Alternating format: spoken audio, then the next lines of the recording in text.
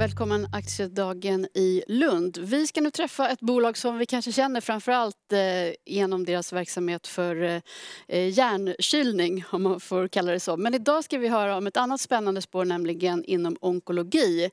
Den här presentationen kommer att vara på engelska. Och med det vill jag lämna ordet och säga warm welcome to you, CEO of BrainCool, Martin Waleij. Thank you.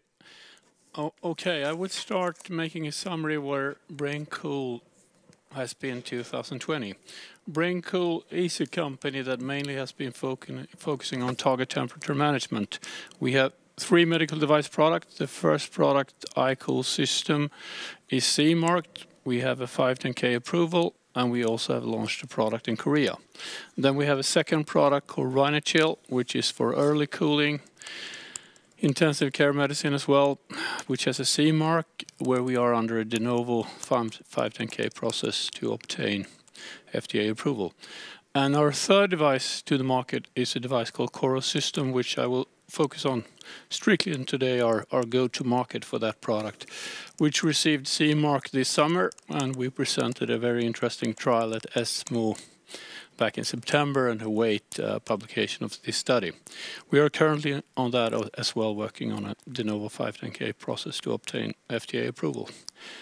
We overall have a strong patent portfolio of these 3 devices and been quite successful in pushing dedicated development and obtaining regulatory approvals throughout the world. In 2020, we have had 2 focus of launching during the COVID process, BrainCool or iCool system as it's labeled in the US, for the US market and for the German market. And we have made quite a big stamp in the market on those 2 markets. And we hope that these direct sales market will then drive uptake and build a partner network in other areas, where we currently built one partner that we're focusing on in Korea and also aim to launch this product in Japan. We have been successful in raising a lot of funds to fund both development and clinical trials through different EU grants, and overall we're going now into the new year with 2 business units, as oncology will be a major part of this company. We have a US operation. We started a subsidiary back in 2018, so we have direct sales in the States and in Germany. We feel an increasing interest, in particular from the US market, where there's a strong interest in our new oncology device, and we also have new American guidelines for our product within target temperature management, which is very benefiting to our products. Okay, the business model of the BrainCool products is we have cooling systems that's connected to single-use caps consumables that is only used once. So for BrainCool system, the potential is 50 to 100 patients per year. For RhinoChill, which is our ambulance pre-cooling, pre-hospital cooling and emergency room cooling device, you can treat up to 1-2 patients per day. And in Coro system, which I will tell you about, this as good business model where you can treat 1-2 treatments per day. So it's a huge potential of increased revenues when the installed base increases. So all products from BrainCool, single-use consumables. The target temperature management I will set aside today, but that's an intensive care market which has been built non-reimbursable. So it's not a market with reimbursement, but it's a big high-price market because these clinics are very well funded. In oncology, our first product, which I will tell you more about, there has been an unmet medical need in the area of prevention of oral mucositis with high healthcare cost.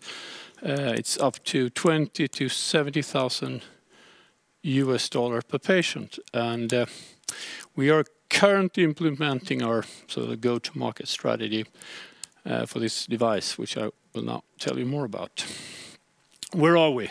Coro system is a cooling medical device that been assessed in 2 clinical trials, one smaller in Japan and one big Nordic trial of 180 patients, where you cool the mouth during chemotherapy to offset, prevent a side effect called oral mucositis, where the chemotherapy causes sores, burns in the mouth in 7 different parts, which causes patients to take TPN, morphine, they can't take the drugs are predicted, and there's extended hospital stays.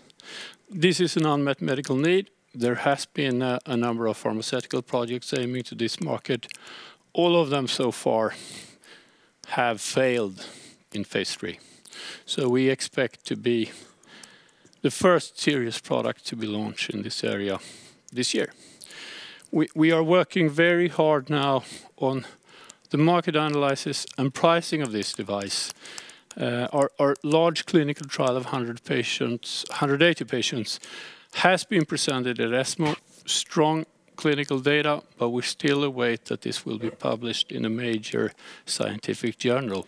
And that will be the starting point of the launch of the product, because what we're currently doing is we do healthcare studies, health economic studies, and reimbursement strategies, because we think the pricing will offset other pricing, so we want to have one international price. We see a number of synergies with our current business, because we are already based in Germany and the US, and have built a number of sales, GPOs, partnerships that will benefit a quick uptake of this product. Single-use consumable. There's, compared to our other devices, the oncology space is a little bit easier than intensive care medicine, where the product has to work 24/7. Because in oncology you have the advantage from a business perspective that the patient treatments are planned and often not as intense. We see possible extensions also in the oncology area. In general, there's much lower technical and regulatory hurdles in the oncology space compared to other business in target temperature management. We see a good potential to close partnerships for distribution, potential license deal with the oncology device. It's been assessed now in clinical trials in several years with hardly any complaints, a stable product, and a little bit easier business to set up distribution compared to the BrainCooling. The competition mainly, as we see, has come from pharmaceutical projects trying to get a product to market. There is still no real product on the market, so we expect to be the first mover. We have, the last couple of months, conducted a market analysis with an external company. I will present some of the data from this market analysis. And these 2 slides describe the market 2017 and 2030. And this chart is about the spending on oral mucositis. Then I will present the number of patients. But the spending in this, we call it 7MM, the 7 major markets. So this is not, it's the 5 major European markets, Japan and the US. And as you can see in the charts, it's pretty clear. The US market is not only 50% of the market, we see it to be 58 to 62% of the market. So the US market will be by far the most important. Interestingly enough, Germany, where we also have our direct sales operation, is a quite big market, almost close to Japan. We also put in a slide of CIPN, which is chemo-induced peripheral neuropathy, which we also made market assessment of at the same time, because there's a number of patients which has the same problem. We expect now, with the success of the clinical trials for oral mucositis, we have started to really push a medical device also for CIPN. So we're actually submitting our first scientific publication in this area this week. You can expect to hear more from us in this area. But this is another side effect from chemotherapy, unmet medical need, where the pharmaceutical companies have failed, where we think we will also be the first product to market. There's a little bit similar numbers, but these charts are patients. number of patients and not number of spending. Oral mucositis, I just want to give you some examples. You get sores in different parts of the mouth, and that's often graded according to 2 different scales, to 1, 2, 3, and 4, where 4 is the by far worst condition. But even in 1 and 2, there's actually severe health economic problems and quality of life problems for these patients. In general oncology, I would say 40 to 50% of these patients get these problems. In radiation, hematology, and some other regimens, the problems could be up to 80%, where all the patients get medium or severe problems. OM is a known side effect. There's a number of publications where stating the healthcare cost from $20,000 to $70,000. There's a number of publications of the different side effects. It's impaired quality of life, extended hospital visits, that it affects the patient comfort, the speech, the nutritional status, morphine, and most of all, that the patients can't take the treatment as advised. And that is because they have such big problems in the mouth. It's not a psychological thing. So overall, this is a studied area where there's been many projects trying to get to the market. And BrainCool is now in a situation to have a patented product, a formal fast track in the US, we have a fast track in China, and we have a very strong clinical trial that we await publication of. So a very interesting situation. Oral mucositis, then the market problem is what I told you, to elevate the pain and the problems that this side effect causes. It's very important to distinguish us from the pharmaceutical products to aim to relieve the pain once you get the oral mucositis. The way our product is that the cooling offsets that chemotherapy destroys the cells in the mouth. So the result is actually that the patients don't get the problem. So it's a sort of a better solution. And here are some examples of different healthcare costs. It ranges from $20,000 to $70,000 per patient. So it's a pretty interesting market and an interesting area to help patients. The market definition then is, of course, driven not by cancer indication, it's driven by the chemotherapy that causes the problem. And here's a number of examples also from publications. Coming back then to our market estimation or market analysis, we've looked at the EU5, which is a standard, the biggest 5 market. It doesn't say that we will launch on this market. We look at the market size, how quality of life of project is uptaken, the reimbursement structure, and also the general interest for this kind of product. What is clear is that we will launch in Germany, and of course we will also create sales in the Nordic countries where we run the trials. The US, by far, maybe 40–45% of the patients, but up to 60% of the spending. So there's roughly 2017, 600,000 cases of oral mucositis, but one should be aware that the market for coral system is to cool all the patients, because you don't know which patients that will get oral mucositis. So the market, in a sense, population-wise, is larger than actually the patient that gets the problem.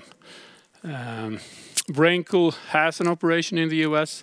It is for another indication, target temperature management, but we have a number of synergies where we created partnership with GPOs. We already have a number of healthcare systems customers, and we also have a different financial solutions providers in place. So we can do activities right now in parallel to working on the regulatory approvals.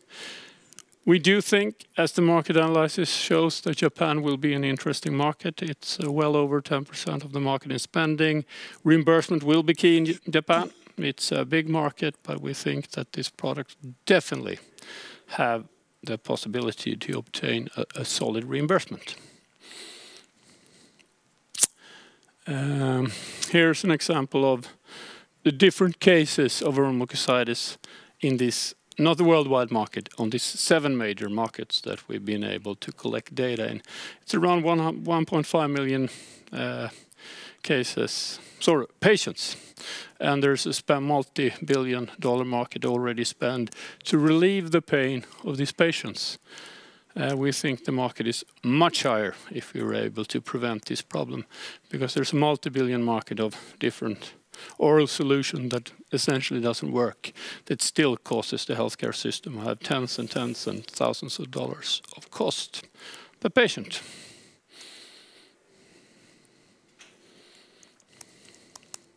Current treatments to prevent OM. There has been one pharmaceutical product, recombinant human kerosene, palifermin, which actually was from a Swedish medical device.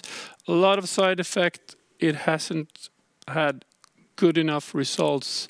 The pricing has been $10,000 per patient, but the result hasn't been good enough. And this is actually 2 examples of major side effects that it caused. I would say more side effects than it's cured. So it's virtually off the market, even though that it did obtain FDA approval. There's also some low laser therapy, which is more of a, it's big in Brazil. It doesn't really have solid clinical evidence. And then there is what we're doing, cooling. There has been very interesting trials in implementing ice cubes, well, cooling of the mouth. But unfortunately, due to risk of infection and problem with the water, this hasn't been implemented the way the results indicate. Because cooling works, but so when we have run trials, we've run coral system comparing to ice, show better results and much better tolerability. But it's also the only practical solution that works on the market. So we have developed a number of different small clinical trials in a partnership with the University Hospital in Göteborg, Professor Mats Jontell. So we have a number of clinical trials building up to the big randomized clinical trial that is the basis for US FDA approval, and that we now await publication. The coral system is an oral device that you have in the mouth during infusion of chemotherapy. We have clinical evidence that's developed mainly on tolerability and a number of healthy volunteer trials, but have developed one trial in Japan and now this big Nordic trials, which will be a very important marketing piece for this product. I've been asked not to discuss this clinical trial in depth. It was presented back in September in ESMO. There is press releases to read, but right now we're in the process of getting this into a journal. But the conclusions from the trial is the worst patient group, where nearly all the patients have grade 4, was prevented down to 1.7 with very strong statistical data and much better than ice. Also, obviously, coral is a much more tolerable device than using ice. Go-to-market actions. What is BrainCool doing right now with coral system? We haven't set a price. We need the publication, and we do a number of reimbursement and health economic plans. We're investing, improving production, cost and volumes.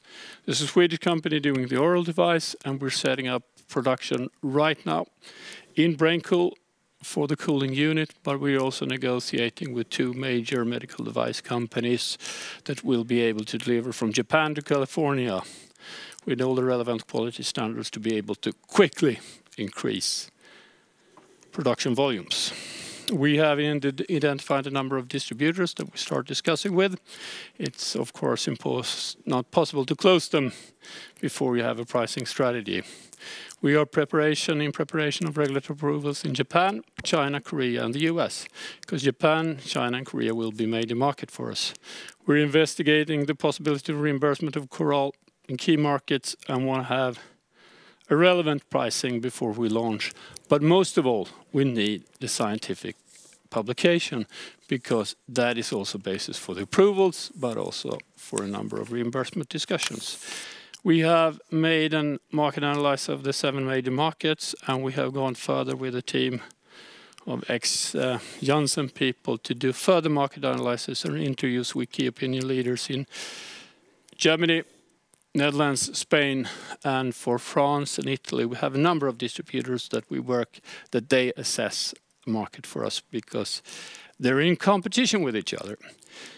In the US, where we have a team already working, we can't, of course, promote this product before FDA approvals, but we're doing education seminars with a number of healthcare groups, all the GPOs, and people that reach out to us for information. I have a summary page, 15 seconds. Oral mucositis, unmet medical need, no product on the market, strong clinical data, and we are sure we will open up the US market this year. The product got patent in Sweden in 7 months. We got patent in China, Korea, Japan, China, EU, and we just await patent approvals in Korea and the US, which will be a major market for us. We see a number of synergies with BrainCool's other products. We're roughly 20 employees, 17 of them work in the TTM space, so there will be a new effort now in oncology. Cash flow products, the business model is perfect. Pharma products in this area, they are failing. Pled Pharma for neuropathy, they changed name, I don't know what they're doing. There was a big phase 3 clinical trial presented in the US for oral mucositis that also has failed, so we see that we're the ones. BrainCool has been immensely successful in raising EU grants in our TTM space. We have noted that oncology is one pillar in the new Horizon Europe program, so I think we're pretty capable to, if we need or if we like, to raise further free fund. And we see major partnership potential in this area, oncology. That's it. Okay, so now to the Q&A session. Well, you registered Coral like 2 years ago, a little bit more. What did you follow the plans for this treatment? It's a long story, but what we did is that I used to be CEO for one of the scalp cooling companies to prevent hair loss, and there was a long, cumbersome FDA process because the FDA were not that keen. Fortunately enough, this device is now approved, and it's a very successful company. But having that in mind, when we designed the oral mucositis project, we actually made a protocol with key opinion leaders in Sweden and went to the FDA and got a buy-in from the FDA over 1 year. So our clinical product got a stamp that it's accepted by the FDA to be the basis for a further US FDA approval. We lost time there because it took a long time to develop the protocol, but we're saving time now. And then we run to setting up a trial in the Nordic countries. It took us longer time, mainly. I would say it took 2 years to develop the protocol, but 2 years to complete the trial.